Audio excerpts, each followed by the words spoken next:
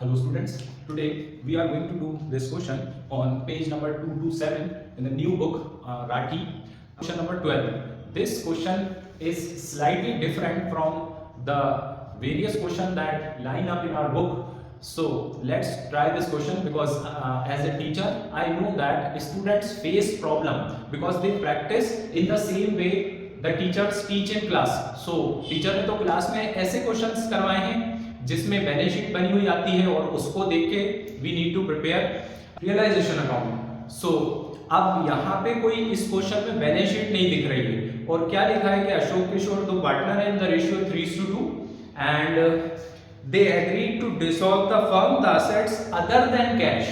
The first thing, the assets other than cash,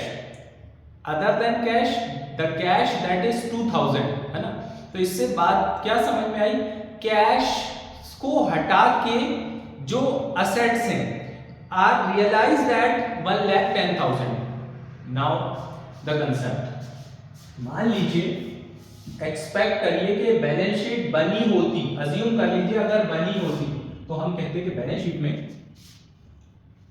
on the asset side यहां पे हम अपने असेट्स लिखते हैं. तो ये असेट्स जो हैं ये कितने के शो हो रहे हैं, बोला कि अदर देन कैश ये रियलाइज हुए 110 के. ऐसी कहीं भी पूरे क्वेश्चन में कोई वैल्यू नहीं दी है कि ये जो अदर असेट्स हैं ये कितने के हैं. नहीं लिखा है क्वेश्चन में कि अदर असेट्स जो हैं वो कितने के हैं. ठीक है, तो हम उसको मान लेते हैं कि है वो कुछ.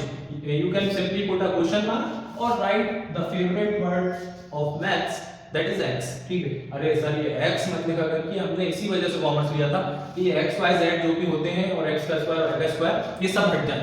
चलिए, तो आप यहाँ पे अगर आपको ज्यादा दिक्कत है तो आप क्वेश्चन मार्क लगा लीजिए. ठीक है, उससे भी काम हो जाएगा.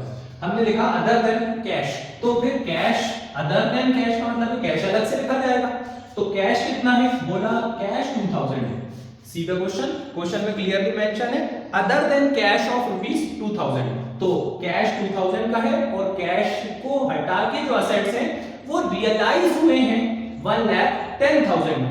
जब आपने रियलाइजेशन अकाउंट पढ़ा होगा तो रियलाइजेशन अकाउंट में हमने ये बात पढ़ी थी कि रियलाइज होने का मतलब होता है कि ये असेट्स हमें अब क्योंकि हम फर्म बंद कर रहे हैं तो हम इन असेट्स को सेल कर रहे हैं 1,10,000 में. तो रियलाइज वैल्यू इधर आती है, यहाँ पे you will write by cash other assets 1,10,000.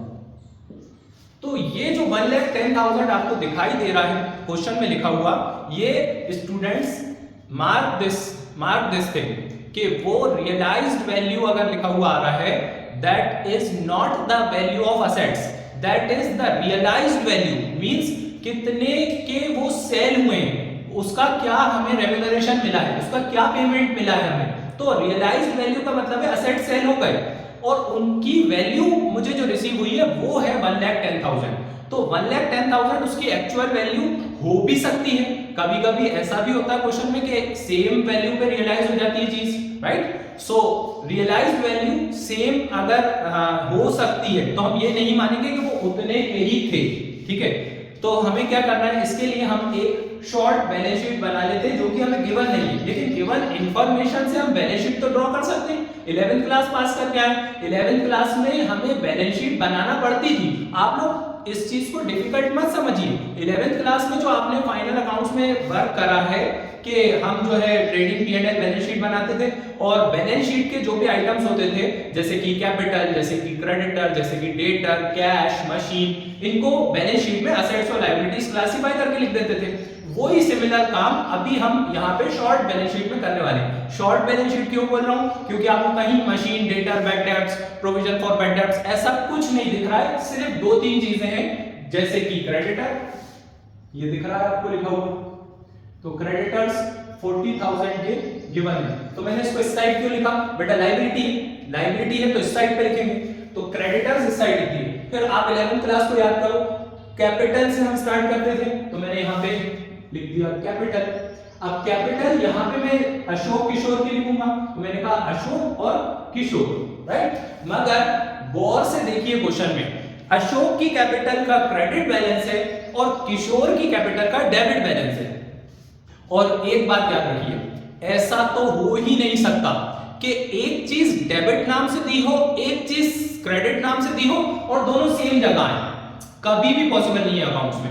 मैं कह रहा हूं कभी भी पॉसिबल नहीं है भाई। डेबिट और क्रेडिट से पूरे अकाउंट्स का सिस्टम चल रहा है और वो डेबिट और क्रेडिट का कोई मायने ना हो, ऐसा नहीं हो सकता। ठीक है, तो हम यहां पे अशोक और किशोर की जो कैपिटल है, क्योंकि अशोक की कैपिटल है तो क्रेडिट बैलेंस भी रिकॉर्ड होता है liability side.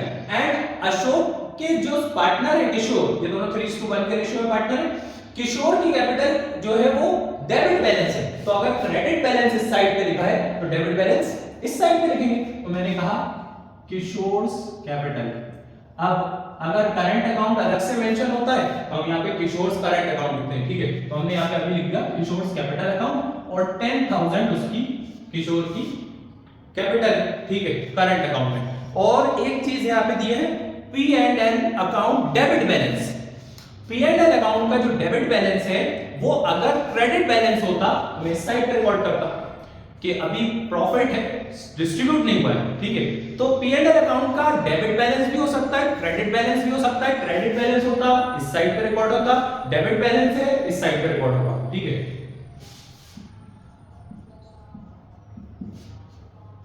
8,000। So here we are done. इसीलिए मैंने कहा था कि शॉर्ट बैलेंस शीट है। गौर से देखिए, क्रेडिटर्स अशोक की कैपिटल रिकॉर्ड कर दी, क्रेडिटर रिकॉर्ड कर दिया, किशोर की कैपिटल रिकॉर्ड कर दी, P&L अकाउंट का डेबिट बैलेंस रिकॉर्ड कर दिया, रियलाइजेशन के एक्सपेंसेस रियलाइजेशन अकाउंट में आएंगे और creditors were paid in full settlement का क्या मतलब है, यहां पे हम अपने क्रेडिटर्स लिखेंगे और यहां पे उनको पे करेंगे। राइट, तो हमें जो चीजें बैलेंस शीट में लिखना थी वो हम सब कंप्लीट कर चुके हैं। तो लाइए बैलेंस शीट को फाइनलाइज करते। पहले मैंने बैलेंस शीट को जो टोटल करते हैं उसकी लाइंस ड्रॉ करी और कहा कि यहां पे एक चीज मिसिंग है, अदर एसेट्स। ठीक है, और यहां पे कोई चीज मिसिंग नहीं है, लायबिलिटीज। मतलब क्वेश्चन ने जितनी इंफॉर्मेशन दी है वो मैं पूरी रिकॉर्ड कर चुका हूं। आप गौर से देखिए, स्टार्टिंग में लिखा था अशोक किशोर 3:1 के रेशियो में पार्टनर से। 3:1 कहीं नहीं लिखा जाता है, ना रियलाइजेशन अकाउंट में ना ही बैलेंस शीट में। असेट्स अदर देन कैश, तो कैश के मैंने रिकॉर्ड कर लिया है। असेट्स रियलाइज हुए 110 के, वो मैंने रिकॉर्ड कर दिया है। जितने भी रियलाइज होंगे वो रियलाइजेशन अकाउंट में जाएगा। उसके बाद आगे लिखा हुआ है कि balance sheet on the date was this, तो बैलेंस शीट में जो जो चीजें आना थी वो रिकॉर्ड कर दी है। तो इसका टोटल जब हम करेंगे तो इस साइड पे टोटल आ रहा है 1,40,000 और इन सबको प्लस करके भी आना चाहिए द सेम टोटल 1,40,000। क्यों? क्योंकि बैलेंस शीट में असेट्स और लायबिलिटीज का टोटल बराबर आता है, जब भी तो उसे बैलेंस शीट बोलते हैं। ठीक है, तो ये 140 और ये भी 140 होना चाहिए। तो हमने क्या इक्वेशन बनाई, x plus 2,000 plus 10,000 plus 8,000 should be equal to 1,40,000। या सिंपली बिल्कुल आसान तरीके से, कोई इक्वेशन मत बनाइए।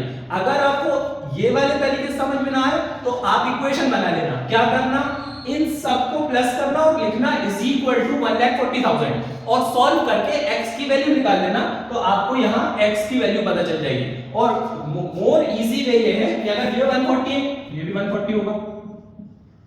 ये 140 कैसे हो रहा है, इन सबको प्लस करके। मैंने इन सबको प्लस किया तो 20,000 हो रहा है। ये तीनों तो 20,000 हो रहे हैं। अगर ये तीनों 20,000 है तो पक्की बात है कि 140 में से 20 माइनस करें तो x की वैल्यू आई गॉट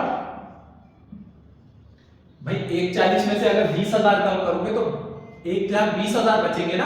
तो अदर असेट्स 1,20,000 के हैं। तो मैंने यहां पे स्टार्ट किया अपना क्वेश्चन, टू एसेट्स 1,20,000 के, राइट।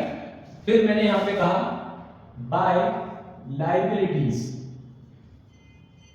और लायबिलिटीज में मैंने कहा क्रेडिटर्स।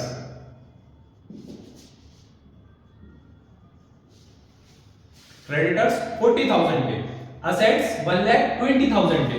इसके अलावा मुझे जो इंफॉर्मेशन दी है, लिखा है कि रियलाइजेशन एक्सपेंसेस है 1,000 के और क्रेडिटर्स को हमने फुल सेटलमेंट में कि भैया हम आपको इतना ही पे कर पाएंगे 38,000 दिए। तो हमने कहा टू कैश, ये पेमेंट करें। तो पेमेंट जब करते हैं रियलाइजेशन अकाउंट में तो we write to cash. To cash किस किस को दिए,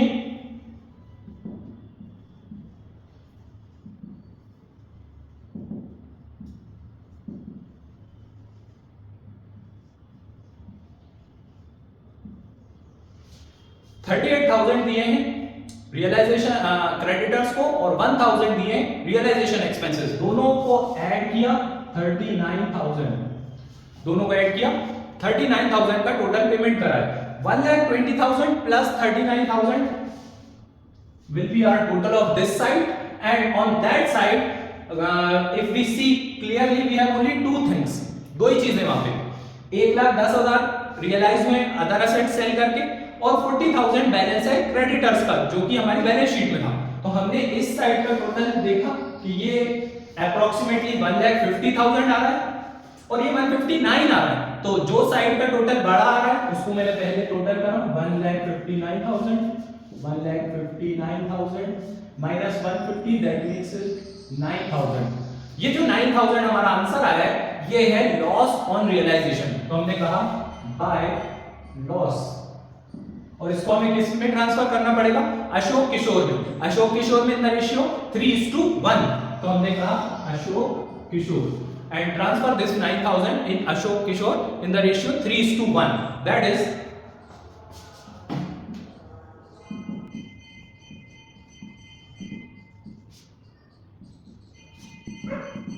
ये मैंने अशोक किशोर में 3:1 के रेशियो में